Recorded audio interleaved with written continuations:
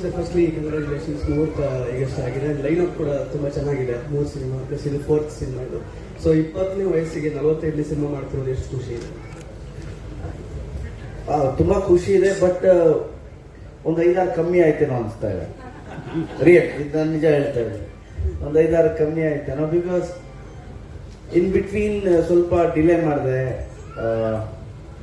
ಅದಾದ್ಮೇಲೆ ಆ 20 ವರ್ಷದಲ್ಲಿ 2 ವರ್ಷ ತೆಗಿಬೇಕು ಕೋವಿಡ್ ಇಂದಾಗಿ. ಸೊ 18 ಟೀನೇಜ್ ಇಟ್ಕೋಬೋದು. ಇನ್ನೊಂದು 5 ಮಾಡ್ಬೋದಿತ್ತು. ಇನ್ನೊಂದಷ್ಟು ಒಳ್ಳೊಳ್ಳೆ ಕ್ಯಾರೆಕ್ಟರ್ಸ್, ಒಳ್ಳೊಳ್ಳೆ ಸಿನಿಮಾ ಮಾಡ್ಬೋದಾಗಿತ್ತು ಅಂತ ನನ್ಗೆ ಅನಿಸ್ತಾ ಇದೆ ಖಂಡಿತ. ಸೊ ಖುಷಿ ಅಂತೂ ಇದೆ. 45 ಫಿಲ್ಮ್ಸ್ ನೀವು ಯಾವ್ದು ಚೆನ್ನಾಗಿದೆ ಯಾವ್ದು ಚೆನ್ನಾಗಿಲ್ಲ ಅಂದ್ರೆ ನಾನು ಹೇಳ್ತೀನಿ, ನಾನು ಮಾಡಿದಂಥ 45 ಸಿನಿಮಾನು ನನಗಿಷ್ಟ. ಇಷ್ಟ ಆಗಿರಲಿಲ್ಲ ಅಂದ್ರೆ ನಾನು ಮಾಡ್ತಾನೆ ಇರಲಿಲ್ಲ.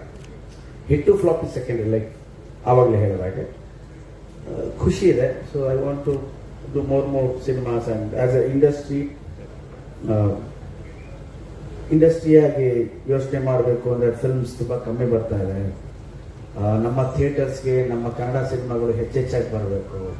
ಆ್ಯಂಡ್ ನಮ್ಮತನದ ಸಿನಿಮಾ, ನಮ್ಮ ಹೀರೋಗಳ ಸಿನಿಮಾ ಹೆಚ್ಚೆಚ್ಚಾಗಿ ಬರಬೇಕು ಅಂತ ನನ್ನ ಆಸೆ.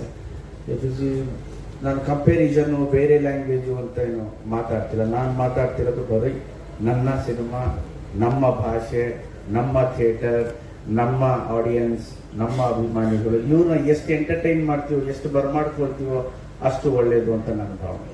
ಸರ್ 2025 ಒಂದು ಸಿನಿಮಾ ಕೂಡ ಗಣೇಶ್ ಅವರು ಬರಲಿಲ್ಲ ಅಂದ್ರೆ ಸಾಧ್ಯ ಆಗ್ಲಿಲ್ಲ. ಪ್ಲಾನ್ ಸಿಗ್ತಾ ಹೇಗೆ?